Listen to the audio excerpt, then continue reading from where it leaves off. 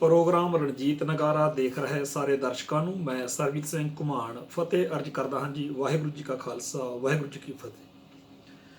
ਅੱਜ 31 ਦਸੰਬਰ है ਤੇ ਇਸ ਸਾਲ ਦਾ ਇਹ ਆਖਰੀ ਦਿਨ ਵਾ ਤੇ ਕੱਲ ਨੂੰ 1 ਜਨਵਰੀ 2021 ਹੋਊਗਾ। ਤੇ ਹਰ ਸਾਲ ਜਦੋਂ ਇਹ ਦਿਨ ਆਉਂਦਾ ਤਾਂ ਲੋਕ ਮੁਬਾਰਕਬਾਦ ਦਿੰਦੇ ਇੱਕ ਦੂਜੇ ਨੂੰ, ਖੁਸ਼ੀਆਂ ਮਨਾਉਂਦੇ, ਹੈਪੀ ਨਿਊ ਈਅਰ। ਪਰ ਸਾਡੀ ਕੌਮ ਲਈ ਇਹ ਦਿਨ ਹੋਰ ਅਰਥ ਵੀ ਰੱਖਦਾ। ਉਹ ਗੱਲ ਜਿਹੜੀ ਅੱਜ ਦੇ ਦਿਨ ਨਾਲ ਸੰਬੰਧਿਤ ਹੈ ਉਹ ਕਰਨ ਦੇ ਲਈ ਮੈਂ ਸੰਗਤਾਂ ਦੇ ਰੂਬਰੂ ਹੋਇਆ ਕਿ ਅੱਜ ਦਾ ਦਿਨ ਸਾਡੀ ਕੌਮ ਦੇ ਅਕਾਲ ਤਖਤ ਸਾਹਿਬ ਦੇ ਜਥੇਦਾਰ ਰਹੇ ਸਿੰਘ ਸਾਹਿਬ ਭਾਈ ਗੁਰਦੇਵ ਸਿੰਘ ਕੌਂਕੇ, ਜਿਨ੍ਹਾਂ ਨੂੰ 1992 ਦੇ ਆਖਰੀ ਦਿਨ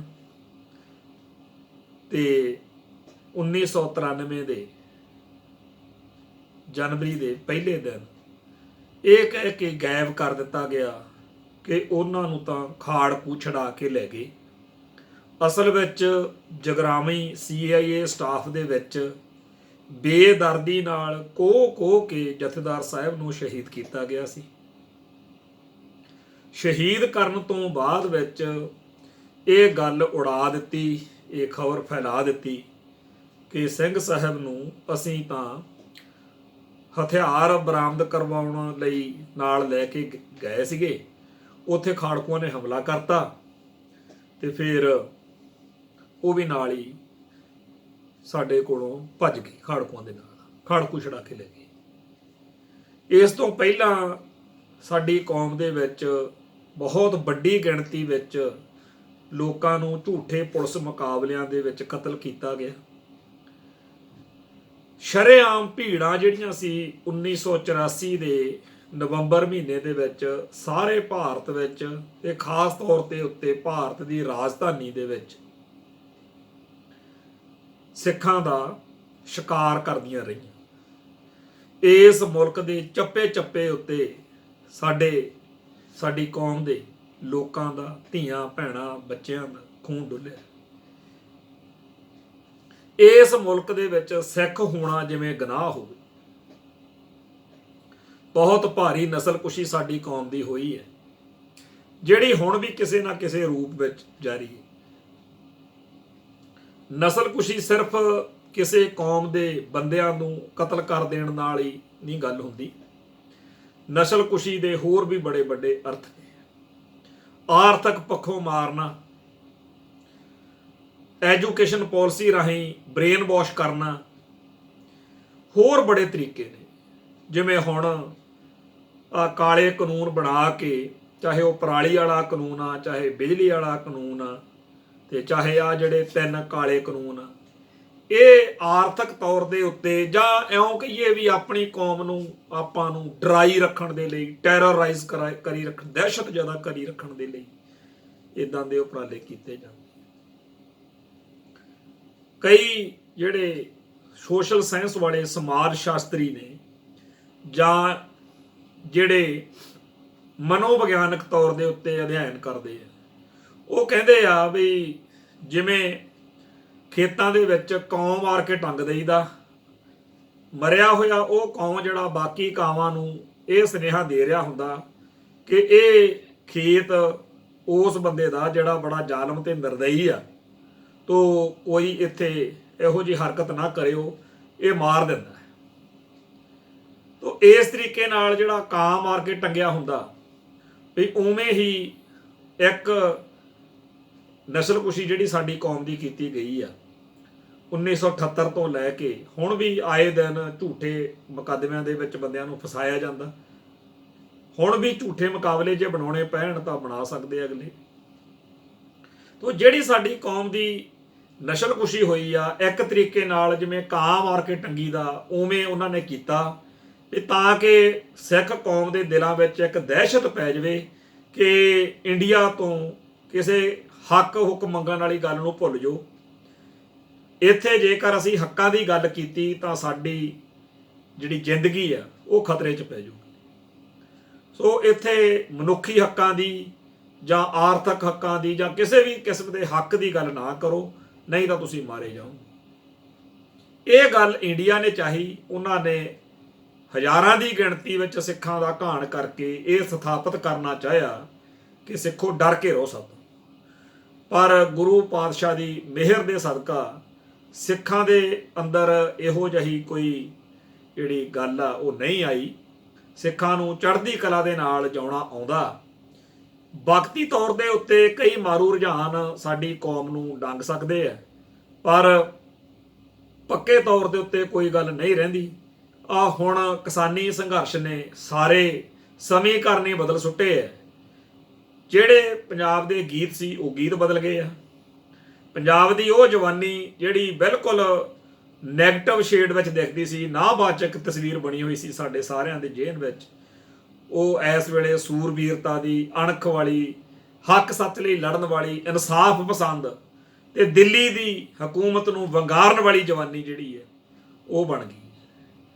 ਸੋ ਇਸ ਧਰਤੀ ਉੱਤੇ ਜਿਨ੍ਹਾਂ ਸ਼ਹੀਦਾਂ ਦਾ ਖੂਨ ਡੁੱਲਿਆ, ਜਿਨ੍ਹਾਂ ਰਹਿਬਰਾਂ ਨੇ, ਜਿਨ੍ਹਾਂ ਪੈਗੰਬਰਾਂ ਨੇ, ਗੁਰੂ ਸਾਹਿਬਾਨ ਨੇ, ਪੀਰਾਂ ਫਕੀਰਾਂ ਨੇ ਸਾਨੂੰ ਇਸ ਧਰਤੀ ਉੱਤੇ ਸਹੀ ਸੇਧ ਦਿੱਤੀ ਹੈ, ਉਹ ਸਾਰੇ ਕਾਸੇ ਸਦਕਾ ਜਿਹੜਾ ਇਸ ਧਰਤੀ ਤੇ ਮਨੁੱਖ ਵਸਦਾ ਉਹ ਇੰਨਾ ਗਿਆ ਗੁਜ਼ਰਿਆ ਕਦੇ ਨਹੀਂ ਹੋ ਸਕਦਾ ਜਿਹੋ ਜਿਹਾ ਦਿੱਲੀ ਵਾਲੇ ਚਾਹੁੰਦੇ ਆ ਜਾਂ ਨਾਗਪੁਰ ਵਾਲੇ ਚਾਹੁੰਦੇ। ਜਿਹੜਾ ਕੁਝ ਚੰਗਾ ਤੇ ਮਾੜਾ ਵਾਪਰਦਾ ਉਹ ਇਤਿਹਾਸ ਬਣ ਜਾਂਦਾ। ਇਹ ਕਿਹਨੇ ਕੀ ਲਿਖਾ ਕੇ ਜਾਣਾ ਸਾਡੇ ਇਤਿਹਾਸ ਵਿੱਚ, ਉਹਦੀ ਮੌਜ ਆ। ਅਸੀਂ ਨਾ ਤਾਂ ਉਹਨਾਂ ਲੋਕਾਂ ਨੂੰ ਭੁੱਲਦੇ ਆ ਜਿਨ੍ਹਾਂ ਨੇ ਸਾਡੇ ਨਾਲ ਚੰਗਾ ਕੀਤਾ ਹੁੰਦਾ, ਨਾ ਅਸੀਂ ਉਹਨਾਂ ਨੂੰ ਭੁੱਲਦੇ ਆ ਜਿਨ੍ਹਾਂ ਨੇ ਮਾੜਾ ਕੀਤਾ ਹੁੰਦਾ। ਸਾਨੂੰ ਦੀਵਾਨ ਕੌੜਾ ਮੱਲ ਵੀ ਪ੍ਰਵਾਨ ਆ, ਸਾਨੂੰ ਚੇਤੇ ਆ ਤੇ ਸਾਡੇ ਬਜ਼ੁਰਗ, ਸਾਡੇ ਗੁਰੂ ਪਿਆਰੇ ਸਿੱਖ ਉਹਨੂੰ ਮਿੱਠਾ ਮੱਲ ਕਹਿੰਦੇ ਹੁੰਦੇ ਸੀ। ਪਰ ਅਸੀਂ ਚੰਦੂ ਤੇ ਗੱਗੂ ਨੂੰ ਵੀ ਨਹੀਂ ਭੁੱਲਦੇ। ਇਵੇਂ ਹੀ ਅਸੀਂ ਸ਼ੇਰ ਮੁਹੰਮਦ ਖਾਨ ਮਲੇਰ ਕੋਟਲੇ ਵਾਲੇ ਨੂੰ ਵੀ ਨਹੀਂ ਭੁੱਲਦੇ ਜਿਹਨੇ ਹਾਂ ਦਾ ਨਾਰਾ ਮਾਰਿਆ, ਪਰ ਅਸੀਂ ਸੂਬਾ ਸਰਹੰਦ, ਮੱਸਾ ਰੰਗੜ, ਨਾਦਰ, ਅਬਦਾਲੀ ਤੇ ਹੋਰ ਜਿੰਨੇ ਵੀ ਦੁਸ਼ਟ ਹੋਏ ਨੇ ਉਹਨਾਂ ਨੂੰ ਵੀ ਨਹੀਂ ਭੁੱਲਦੇ। ਅੱਜ ਦੇ ਸਮੇਂ ਦੇ ਵਿੱਚ ਵੀ ਕਿਸ ਸ਼ਖਸ ਨੇ, ਕਿਸ ਬੰਦੇ ਨੇ, ਕਿਸ ਸ਼ਖਸੀਅਤ ਨੇ ਸਾਡੇ ਚੇਤਿਆਂ ਦੇ ਵਿੱਚ ਨਾਬਾਚਕ ਅੱਖਰਾਂ ਦੇ ਵਿੱਚ ਆਪਦਾ ਨਾਂ ਲਿਖਾਉਣਾ, ਇਹ ਵੀ ਉਹਦੀ ਮੌਜ ਆ। ਕਿਹਨੇ ਹਾਂ ਪੱਖੀ ਨਾਂ ਲਿਖਾਉਣਾ, ਇਹ ਵੀ ਉਹਦੀ ਮੌਜ ਆ। ਸੋ ਅੱਜ ਜਦੋਂ ਅਸੀਂ ਭਾਈ ਸਾਹਿਬ ਭਾਈ ਗੁਰਦੇਵ ਸਿੰਘ ਕੌਂਕੇ ਨੂੰ ਚੇਤੇ ਕਰਦੇ ਹਾਂ ਤਾਂ ਮੈਨੂੰ ਸਭ ਤੋਂ ਪਹਿਲੀ ਗੱਲ ਤਾਂ ਇਹ ਚੇਤੇ ਆਉਂਦੀ ਆ ਕਿ ਜਿੱਦਣ ਭਾਈ ਸਾਹਿਬ ਦੀ ਸ਼ਹਾਦਤ ਦੀ ਖਬਰ ਫਲੈਸ਼ ਹੋਈ ਤਾਂ ਜਗਰਾਵੀ ਬਹੁਤ ਵੱਡਾ ਲੋਕਾਂ ਦਾ, ਸੰਗਤਾਂ ਦਾ ਇੱਕ ਹੜ੍ਹ ਜਿਹੜਾ ਸੀ ਸੜਕਾਂ ਉੱਤੇ ਵਗ ਪਿਆ। ਬਹੁਤ ਭਾਰੀ ਲੋਕਾਂ ਨੇ ਥਾਂ ਥਾਂ ਤੇ ਜਾਮ ਲਾ ਦਿੱਤੇ। CRP ਫੌਜ, ਪੁਲਿਸ ਬੜੀ ਤੁਰੀ ਫਿਰਦੀ ਸੀ, ਪਰ ਲੋਕ ਬੇਖੌਫ ਤੇ ਬੇਡਰ ਹੋ ਕੇ ਧਰਨੇ ਮੁਜ਼ਾਹਰੇ ਕਰ ਰਹੇ ਸੀਗੇ। ਤੇ ਉਦੋਂ ਮੈਨੂੰ ਚੰਗੀ ਤਰ੍ਹਾਂ ਚੇਤੇ ਆ ਕਿ ਅਕਾਲੀ ਲੀਡਰਸ਼ਿਪ ਸਾਰੀ ਦੀ ਸਾਰੀ ਉੱਥੇ ਧਰਨਿਆਂ 'ਚ ਪਹੁੰਚੀ। ਬਾਦਲ ਸਾਹਿਬ, ਟੌੜਾ ਸਾਹਿਬ, ਤਲਵੰਡੀ ਸਾਹਿਬ, ਹੋਰ ਅਕਾਲੀ ਲੀਡਰ ਸਾਰਿਆਂ ਨੇ ਇਸ ਗੱਲ ਦਾ ਠੋਕਵਾਂ ਵਿਰੋਧ ਕੀਤਾ। ਤੇ ਸਾਨੂੰ ਸਾਰਿਆਂ ਨੂੰ ਲੱਗਿਆ ਕਿ ਜਦੋਂ ਇਹ ਜਿਹੜੇ ਕਾਤਲ ਨੇ ਭਾਈ ਸਾਹਿਬ ਦੇ, ਕਿਉਂਕਿ ਅਕਾਲ ਤਖਤ ਸਾਹਿਬ ਦੇ ਜਥੇਦਾਰ ਸੀਗੇ ਭਾਈ ਗੁਰਦੇਵ ਸਿੰਘ, ਵੀ ਜੇਕਰ ਕਦੇ ਅਕਾਲੀਆਂ ਦੀ ਸਰਕਾਰ ਬਣੀ ਉਦੋਂ ਕਾਤਲਾਂ ਨੂੰ ਲਾਜ਼ਮੀ ਸਜ਼ਾਵਾਂ ਮਿਲਣਗੀਆਂ। ਸੋ 1997 ਦੇ ਵਿੱਚ ਜਦੋਂ ਇਲੈਕਸ਼ਨਾਂ ਆਈਆਂ ਉਦੋਂ ਜਗਰਾਵੀ ਦਾਣਾ ਮੰਡੀ ਦੇ ਵਿੱਚ ਇੱਕ ਬਹੁਤ ਭਾਰੀ ਇਕੱਠ ਸੀਗਾ, ਜਿੱਥੇ ਬਾਦਲ ਸਾਹਿਬ ਨੇ ਕਿਹਾ ਕਿ ਜੇਕਰ ਸਾਡੀ ਸਰਕਾਰ ਬਣੀ ਤਾਂ ਪੰਜਾਬ ਦੇ ਵਿੱਚ ਉਹ ਬੁੱਚੜ ਤੇ ਜ਼ਾਲਮ ਪੁਲਿਸੀਏ ਜਿਨ੍ਹਾਂ ਨੇ ਇੱਥੇ ਲੋਕਾਂ ਦਾ ਘਾਣ ਕੀਤਾ, ਬੇਦੋਸ਼ੇ ਸਿੱਖਾਂ ਨੂੰ ਮਾਰਿਆ, ਝੂਠੇ ਮੁਕੱਦਮੇ ਬਣਾਏ ਆ, ਇੱਕ ਤਾਂ ਉਹ ਸਾਰੇ ਨੌਜਵਾਨ ਉਸ ਦਿਨ ਜਦੋਂ ਅਸੀਂ ਸਹੁੰ ਚੁੱਕਾਂਗੇ ਉਦੋਂ ਹੀ ਆਖਣ ਨੂੰ ਘਰੋਂ ਘਰੀ ਭੇਜ ਦਾਂਗੇ ਜੇਲ੍ਹਾਂ ਚੋਂ ਕੱਢ ਕੇ। ਦੂਜਾ ਜਿਹੜਾ ਹੈ ਵੀ ਜਿਨ੍ਹਾਂ ਨੇ ਇਹ ਜ਼ੁਲਮ ਕੀਤਾ ਉਹਨਾਂ ਨੂੰ ਸਜ਼ਾਵਾਂ ਹੋਣਗੀਆਂ। ਇੱਕ ਕਹਿੰਦੇ ਕਮਿਸ਼ਨ ਹੀ ਬਣਾ ਦੇਣਾ ਆਪਾਂ ਜਿਹਨੇ ਇਹ ਸਾਰੀ ਜਾਂਚ ਕਰਨੀ ਆ ਕਿ ਕਿਵੇਂ ਘਾਣ ਹੋਇਆ।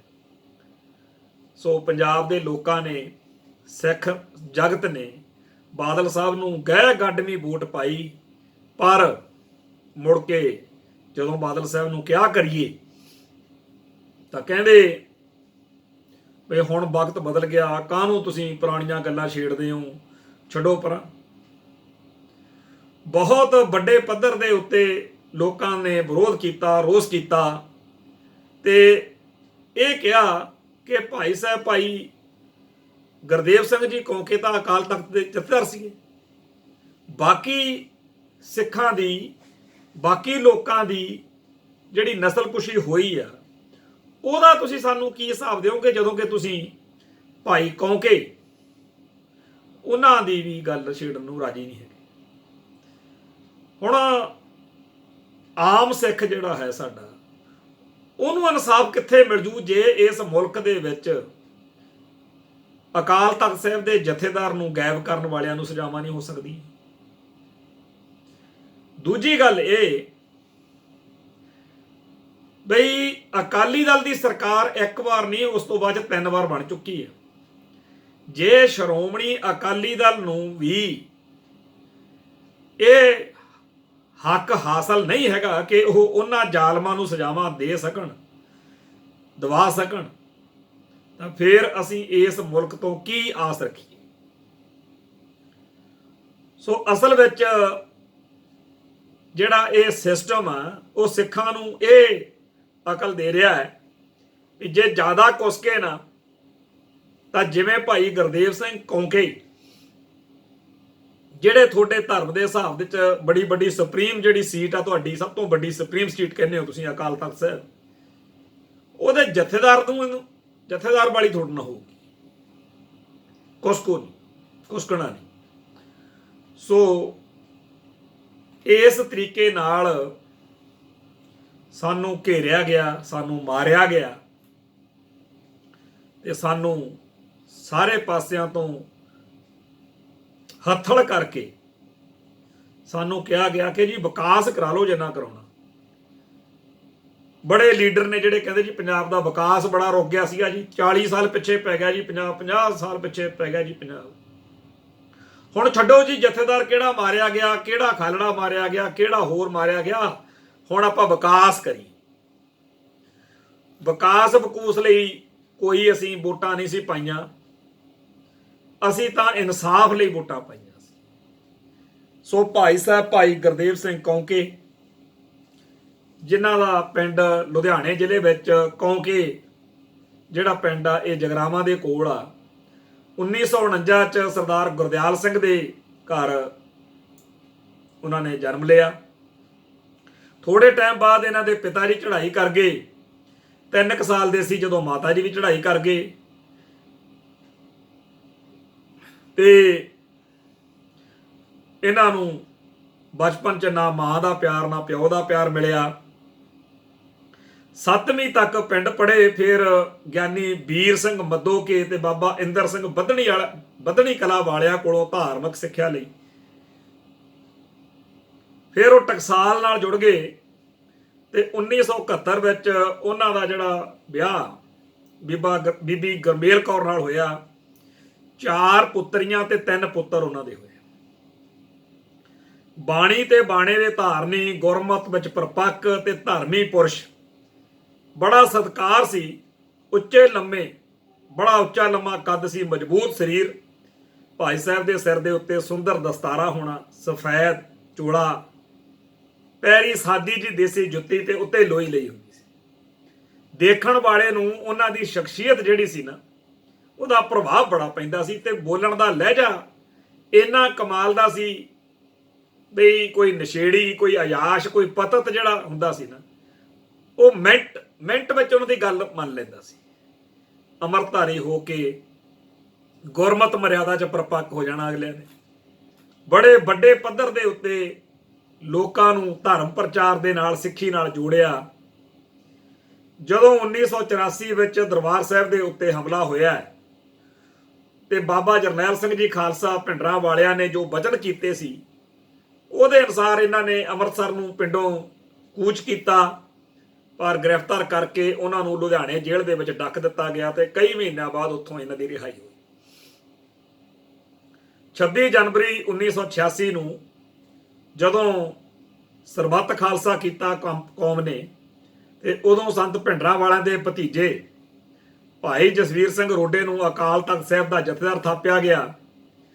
ਭਾਈ ਸਾਹਿਬ ਉਦੋਂ, ਭਾਈ ਜਸਵੀਰ ਸਿੰਘ ਰੋਡੇ ਉਦੋਂ ਮੱਧ ਪ੍ਰਦੇਸ਼ ਦੀ ਸਾਗਰ ਜੇਲ੍ਹ 'ਚ ਬੰਦ ਸੀਗੇ, ਤੇ ਉਹਨਾਂ ਦੀ ਥਾਂ ਤੇ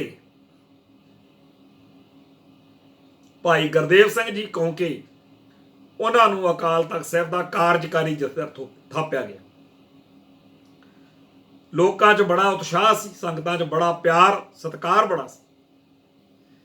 ਤੇ ਜਦੋਂ ਇਸ ਸਰਬੱਤ ਖਾਲਸਾ ਦੇ ਵਿੱਚ ਜਿਹੜੀ ਪੰਥਕ ਕਮੇਟੀ ਬਣੀ ਸੀ, ਉਹਨਾਂ ਨੇ 29 ਅਪ੍ਰੈਲ 1986 ਨੂੰ ਖਾਲਿਸਤਾਨ ਦਾ ਐਲਾਨ ਕਰਤਾ, ਤਾਂ ਬਰਨਾਲੇ ਦੀ ਸਰਕਾਰ ਨੇ ਪੁਲਿਸ ਭੇਜਤੀ ਤੇ ਅੰਦਰੋਂ ਭਾਈ ਗੁਰਦੇਵ ਸਿੰਘ ਕੌਂਕੇ ਸਮੇਤ ਬਹੁਤ ਸਾਰੇ ਗੁਰਸਿੱਖਾਂ ਨੂੰ ਗ੍ਰਿਫਤਾਰ ਕਰ ਲਿਆ। ਕਈਆਂ ਨੂੰ ਅੰਮ੍ਰਿਤਸਰ ਤੇ ਕਈਆਂ ਨੂੰ ਸੰਗਰੂਰ ਜੇਲ੍ਹ ਨਜ਼ਰਬੰਦ ਕਰ ਦਿੱਤਾ। ਮਈ 1988 ਦੇ ਵਿੱਚ ਭਾਈ ਸਾਹਿਬ ਸੰਗਰੂਰ ਜੇਲ੍ਹ ਤੋਂ ਰਿਹਾ ਹੋ ਕੇ ਦਰਬਾਰ ਸਾਹਿਬ ਆਏ ਤਾਂ ਦੇਖਿਆ ਵੀ ਇੱਥੇ ਅੰਦਰ ਬਹੁਤ ਘਟੀਆ ਹਰਕਤਾਂ ਹੋ ਰਹੀਆਂ ਨੇ, ਤੇ ਬਹੁਤ ਸਾਰੇ ਸਰਕਾਰੀ ਏਜੰਟ ਸਿੰਘਾਂ ਦੇ ਭੇਸ ਵਿੱਚ ਲਹਿਰ ਨੂੰ ਬਦਨਾਮ ਕਰਨ ਦੇ ਲਈ ਨਜਾਇਜ਼ ਤੇ ਕਮੀਨੀਆਂ ਹਰਕਤਾਂ ਤੇ ਉਤਰੇ ਹੋਏ। ਬੜੀ ਭਾਰੀ ਗੁੰਡਾਗਰਦੀ ਚੱਲ ਰਹੀ ਸੀ। ਤੋ ਇਹੋ ਜਿਹੇ ਮਾਹੌਲ ਦੇ ਵਿੱਚ ਭਾਈ ਸਾਹਿਬ ਨੇ ਲੋਕਾਂ ਦੇ ਵਿੱਚ ਇਹ ਗੱਲ ਧੜੱਲੇ ਨਾਲ ਪ੍ਰਚਾਰਨੀ ਸ਼ੁਰੂ ਕਰ ਦਿੱਤੀ ਕਿ ਇਹ ਜਿਹੜੇ ਲੋਕ ਅੰਦਰ ਸਿੰਘ ਬਣ ਕੇ, ਜੁਝਾਰੂ ਬਣ ਕੇ ਬੈਠੇ ਆ, ਅਸਲ ਵਿੱਚ ਇਹ ਬਹੁਤ ਮਾੜੀਆਂ ਹਰਕਤਾਂ ਕਰ ਰਹੇ ਆ, ਤੇ ਹਾਲਾਤ ਇਹੋ ਜਿਹੇ ਬਣਾਏ ਜਾ ਰਹੇ ਨੇ ਕਿ ਜੇ ਕਿਤੇ ਅੰਦਰ ਕੋਈ ਕਾਰਵਾਈ ਹੋ ਜੇ ਤਾਂ ਖਾੜਕੂਆਂ ਦਾ ਵਕਾਰ ਖਤਮ ਹੋ ਜਾਏ। ਇਹ ਗੱਲਾਂ ਅਜੇ ਉਹ ਕਰਦੇ ਕਰਾਉਂਦੇ ਸੀ, ਥੋੜਾ ਟਾਈਮ ਹੀ ਹੋਇਆ ਸੀ ਜੇਲ੍ਹ ਚੋਂ ਆਇਆ ਨੂੰ ਕਿ ਆਪਰੇਸ਼ਨ ਬਲੈਕ ਥੰਡਰ ਹੋ ਗਿਆ। ਉਹਨਾਂ ਸਰਕਾਰੀ ਬੰਦਿਆਂ ਨੇ ਸਰੈਂਡਰ ਕਰ ਦਿੱਤਾ, ਤੇ ਉਹ ਸਰਕਾਰ ਦੇ ਬਹੁਤੇ ਆਪਦੇ ਬੰਦੇ ਸੀ, ਤੇ ਜੋ 1984 ਦੇ ਵਿੱਚ ਭਾਣਾ ਵਾਪਰਿਆ ਸੀ, ਉਹਦੇ ਬਾਵਜੂਦ ਸਿੱਖਾਂ ਦਾ ਉਹਨਾਂ ਜੁਝਾਰੂਆਂ ਵਿੱਚ ਵਿਸ਼ਵਾਸ ਨਹੀਂ ਸੀ ਡੋਲਿਆ। ਪਰ 1988 ਦੇ ਵਿੱਚ ਇਦੋਂ ਉਲਟ ਕਹਾਣੀ ਬਣ ਗਈ। ਲੋਕਾਂ ਨੂੰ ਬੜਾ ਇਸ ਗੱਲ ਤੇ ਅਫਸੋਸ ਹੋਇਆ ਕਿ ਜਿਹੜੇ ਲੋਕਾਂ ਨੂੰ ਅਸੀਂ ਜੁਝਾਰੂ ਮੰਨ ਕੇ ਸੇਵਾ ਕਰਦੇ ਰਹੇ, ਇਹ ਸਹੀ ਨਹੀਂ ਨਿਕਲੇ। ਇਹੀ ਸਰਕਾਰ ਚਾਹੁੰਦੀ ਸੀ ਕਿ ਸਿੱਖਾਂ ਦੇ ਆਮ ਸੰਗਤ ਦੇ ਮਨਾਂ ਵਿੱਚ ਜੁਝਾਰੂਆਂ ਦਾ ਵਿਸ਼ਵਾਸ ਟੁੱਟੇ। ਇੱਕ ਖੁਫੀਆ ਏਜੰਸੀਆਂ ਦਾ ਅਫਸਰ ਡਾਕਟਰ ਸੰਗਤ ਸਿੰਘ ਹੋਇਆ, ਉਹਨੇ ਆਪਦੀ ਕਿਤਾਬ ਇਤਿਹਾਸ ਵਿੱਚ ਸਿੱਖ ਦੇ 522 ਨੰਬਰ ਪੰਨੇ ਉੱਤੇ ਲਿਖਿਆ ਵੀ ਇਹ ਸਾਰੇ ਬੰਦੇ ਜਿਹੜੇ ਬਲੈਕ ਥੰਡਰ ਮੌਕੇ ਸਰੈਂਡਰ ਕਰਨ ਵਾਲੇ ਸੀ, ਇਹ ਸਾਰੇ ਦੇ ਸਾਰੇ ਸਰਕਾਰੀ ਬੰਦੇ ਸੀਗੇ, ਤੇ ਖਾੜਕੂਆਂ ਵਰਗਾ ਭਰਮ ਸਿਰਜਣ ਲਈ ਦਾੜੀਆਂ ਇਹਨਾਂ ਦੀਆਂ ਵਧਾ ਦਿੱਤੀਆਂ ਗਈਆਂ ਸੀ। ਸੋ ਉਸ ਆਪਰੇਸ਼ਨ ਬਲੈਕ ਥੰਡਰ ਮੌਕੇ ਭਾਈ ਗੁਰਦੇਵ ਸਿੰਘ ਕੌਂਕੇ ਨੂੰ ਫਿਰ ਗ੍ਰਿਫਤਾਰ ਕਰ ਲਿਆ ਗਿਆ। 6 ਮਹੀਨੇ ਮਗਰੋਂ ਉਹਨਾਂ ਦੀ ਰਿਹਾਈ ਹੋਈ। ਫਿਰ ਉਹ ਪਿੰਡ ਰਹਿਣ ਲੱਗ ਪਏ। ਕੌਂਕੇ ਪੰਥਕ ਸਰਗਰਮੀਆਂ ਕਰਦੇ ਸੀ, ਤੇ ਲੋਕ ਉਹਨਾਂ ਤੇ ਇੰਨਾ ਯਕੀਨ ਕਰਦੇ ਸੀ ਕਿ ਥਾਣੇ ਕਚਹਿਰੀ ਜਾਣ ਦੀ ਬਜਾਏ ਲੋਕ ਆਪਦੇ ਰੌਲੇ, ਆਪਦੇ ਮਸਲੇ ਭਾਈ ਸਾਹਿਬ ਕੋਲੇ ਲੈ ਆਉਂਦੇ ਸੀ, ਤੇ ਭਾਈ ਸਾਹਿਬ ਸੱਚੀ ਸੁੱਚੀ ਗੱਲ ਕਰਦੇ ਸੀ। ਲੋਕਾਂ ਦੇ ਵਿੱਚ ਸੰਤ ਗਿਆਨੀ ਜਰਨੈਲ ਸਿੰਘ ਜੀ ਖਾਲਸਾ ਭਿੰਡਰਾਂਵਾਲਿਆਂ ਵਾਂਗ ਭਾਈ ਸਾਹਿਬ, ਭਾਈ ਗੁਰਦੇਵ ਸਿੰਘ ਕੌਂਕੇ ਦਾ ਅੰਤਾਂ ਦਾ ਸਤਿਕਾਰ ਸੀ, ਜਿਹੜਾ ਕਿ ਸਰਕਾਰ ਨੂੰ ਬਹੁਤ ਚੁਭਦਾ ਸੀ। 1991 ਦੇ ਵਿੱਚ ਲੁਧਿਆਣੇ ਉਦੋਂ ਐਸਐਸਪੀ ਸਮੇਧ ਸੈਣੀ ਲੱਗਿਆ, ਜਿਹਨੇ ਭਾਈ ਸਾਹਿਬ ਦੇ ਉੱਤੇ ਬੇਕਿਰਕੀ ਨਾਲ ਜ਼ੁਲਮ ਕੀਤਾ, ਬੜਾ ਤਸ਼ੱਦਦ ਕੀਤਾ। ਮਨੁੱਖੀ ਹੱਕਾਂ ਦੇ ਵਿੱਚ ਇੱਕ ਰਾਮ ਨਾਰਾਇਣ ਕੁਮਾਰ ਨਾਂ ਦਾ ਵਿਅਕਤੀ ਵਾਹਵਾ ਸਰਗਰਮ ਰਿਹਾ ਇੱਥੇ ਪੰਜਾਬ 'ਚ। ਉਹਨੇ ਟੈਰਰ ਇਨ ਪੰਜਾਬ ਕਿਤਾਬ ਦੇ ਸਫਾ 61 ਉੱਤੇ ਲਿਖਿਆ ਕਿ ਸੈਣੀ ਨੇ ਭਾਈ ਸਾਹਿਬ ਨੂੰ ਨੰਗਾ ਕਰਕੇ ਪੁੱਠਾ ਟੰਗ ਕੇ ਖੁਦ ਤਸ਼ੱਦਦ ਕੀਤਾ ਤੇ ਸਿਗਰਟ ਦਾ ਧੂਆਂ ਮੂੰਹ ਤੇ ਮਾਰਿਆ। ਰਾਮ ਨਾਰਾਇਣ ਕੁਮਾਰ ਲਿਖਦਾ ਹੈ, ਭਾਈ ਸਾਹਿਬ ਨੇ ਸੈਣੀ ਨੂੰ ਸਿਗਰਟ ਦਾ ਧੂਆਂ ਮੂੰਹ ਤੇ ਨਾ ਸੁੱਟਣ ਲਈ ਬੇਨਤੀ ਕੀਤੀ ਕਿ ਇਹ ਸਿੱਖੀ 'ਚ ਮਨਾ ਹੈ ਸਿਗਰਟ ਤੰਬਾਕੂ। ਤਾਂ ਉਹਨੇ ਟਾਂਚ ਕੀਤੀ ਉੱਪਰੋਂ, ਕਹਿੰਦਾ ਕੀ ਕਰ ਲੇਗਾ। ਤਾਂ ਭਾਈ ਸਾਹਿਬ ਨੇ ਇੱਕ ਕਰਾਰਾ ਥੱਪੜ ਜਿਹੜਾ ਸੀਗਾ ਉਹ ਸੈਣੀ ਦੇ ਠੋਕਿਆ। ਇਸ ਤੋਂ ਬਾਅਦ ਵਿੱਚ ਬਾਕੀ ਪੁਲਸੀਆਂ ਨੇ ਤੇ ਸੈਣੀ ਨੇ ਜ਼ੁਲਮ ਤਾਂ ਬਹੁਤ ਕੀਤਾ, ਪਰ ਜਿਹੜਾ ਥੱਪੜ ਪਿਆ ਸੀ ਉਹਦੀ ਟਾਂ ਟਾਂ ਅੱਜ ਤੱਕ ਕੰਨਾਂ 'ਚ ਸੈਣੀ ਦੇ ਸੁਣਦੀ। ਭਾਈ ਸਾਹਿਬ ਦਾ ਸਤਿਕਾਰ, ਉਹਨਾਂ ਦੀ ਸਾਖ ਇੰਨੀ ਵਧੀ ਹੋਈ ਸੀ, ਲੋਕ ਕਹਿੰਦੇ ਸੀ ਪਿੰਡਾਂ ਵਾਲੇ ਸੰਤਾਂ ਦਾ ਦੂਜਾ ਰੂਪ ਹੀ ਨੇ। ਹਰ ਰੋਜ਼ ਬੇਸ਼ੁਮਾਰ ਸੰਗਤਾਂ ਦਰਸ਼ਨ ਦਿਦਾਰੇ ਕਰਨ ਪਹੁੰਚਦੀਆਂ ਸੀ ਕੌਂਕੇ ਕਲਾਂ। ਉਹਨਾਂ ਦਿਨਾਂ ਦੇ ਵਿੱਚ ਉਸ ਇਲਾਕੇ ਦੇ ਵਿੱਚ ਵਿਚਰਦੇ ਆ, ਅਸੀਂ ਵੀ ਕਈ ਵਾਰ ਭਾਈ ਸਾਹਿਬ ਦੇ ਦਰਸ਼ਨ ਦਿਦਾਰੇ ਕਰਨ, ਮੇਲੇ ਗਿੱਲੇ ਕਰਨ ਜਾਂਦੇ ਰਹੇ ਹਾਂ। 1990-91 ਦੇ ਉਹ ਦਿਨ ਜਦੋਂ ਚੇਤੇ ਆਉਂਦੇ ਆ ਤਾਂ ਦਿਲ ਅੰਦਰੋਂ ਵਿਚਲਤ ਹੋ ਜਾਂਦਾ, ਮਨ ਬੜਾ ਬੇਬਲ ਜਿਹਾ ਹੋ ਜਾਂਦਾ, ਕਿਉਂਕਿ ਕਦੇ ਸੋਚਿਆ ਨਹੀਂ ਸੀਗਾ ਕਿ ਭਾਈ ਸਾਹਿਬ ਸਾਨੂੰ ਇਸ ਤਰੀਕੇ ਨਾਲ ਸਦੀਵੀ ਤੌਰ ਦੇ ਉੱਤੇ ਵਿਛੋੜਾ ਜਿਹੜਾ ਹੈਗਾ ਉਹ ਚੱਲਣਾ ਪਊ। ਭਾਈ ਸਾਹਿਬ ਦਾ ਬਹੁਤ ਉੱਚੀ ਸੁੱਚੀ ਤੇ ਸਨਮਾਨਿਤ ਸ਼ਖਸੀਅਤ ਸੀ। ਭਾਈ ਸਾਹਿਬ ਦੇ ਕੋਲ ਜਦੋਂ ਆਉਣਾ ਤਾਂ ਸਰਕਾਰੀ ਫੋਰਸਾਂ ਨੇ ਲੋਕਾਂ ਨੂੰ ਭਜਾ ਦੇਣਾ, ਲੋਕਾਂ ਨੇ ਫੇਰ ਆ ਜਾਣਾ। ਭਾਈ ਸਾਹਿਬ ਦੇ ਬੋਲਾਂ ਦੇ ਅੰਦਰੋਂ ਸਿੱਖੀ ਪ੍ਰਤੀ ਜਿਹੜਾ ਪਿਆਰ ਸੀ ਉਹ ਫੁੱਟ ਫੁੱਟ ਪੈਂਦਾ।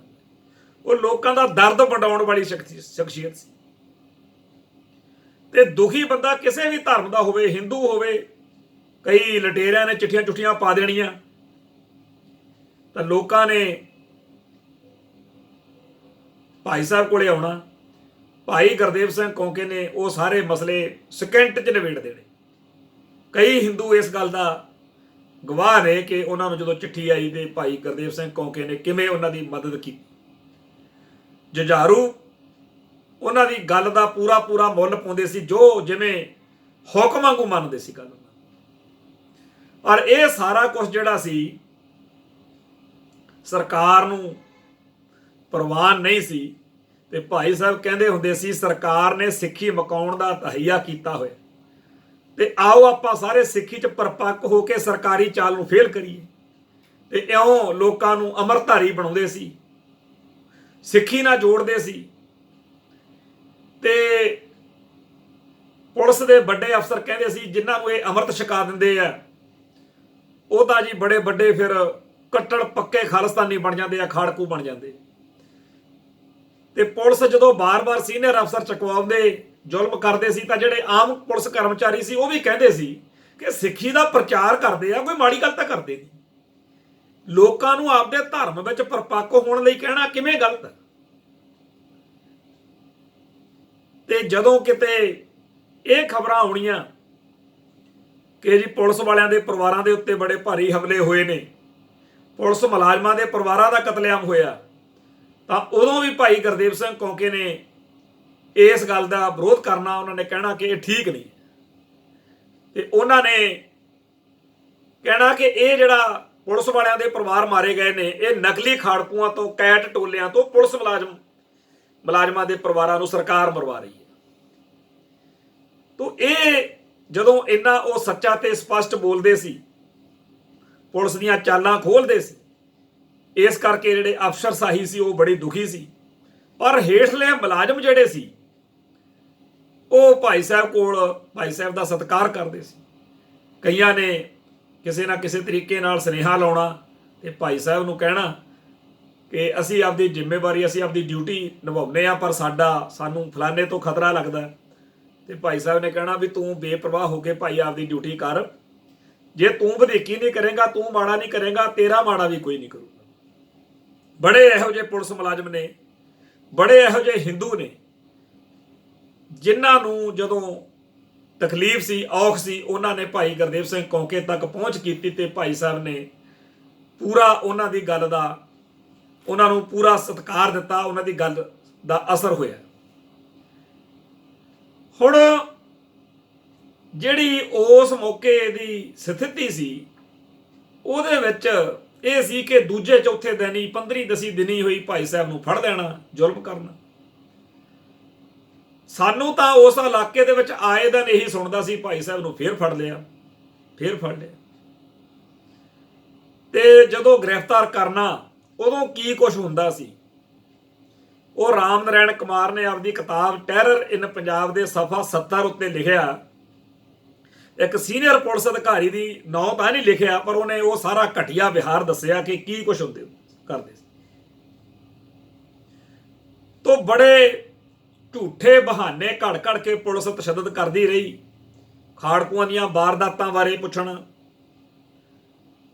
ਪਤਾ ਪੁਲਿਸ ਵਾਲਿਆਂ ਨੂੰ ਵੀ ਹੁੰਦਾ ਸੀ ਵੀ ਇਹਨਾਂ ਨੂੰ ਕਿਸੇ ਗੱਲ ਦਾ ਨਹੀਂ ਪਤਾ, ਇਹ ਕਿਸੇ ਗੱਲ 'ਚ ਇਨਵੋਲਵ ਨਹੀਂ ਹੈਗੇ ਤੇ ਪੂਰੇ ਬੇਦੋਸ਼ੇ, ਪਰ ਉੱਪਰੋਂ ਹੁਕਮ ਆਏ ਹੁੰਦੇ ਸੀ ਕਿ ਭਾਈ ਗੁਰਦੇਵ ਸਿੰਘ ਕੌਂਕੇ ਨੂੰ ਨਿਸ਼ਾਨਾ ਬਣਾਇਆ ਜਾਵੇ।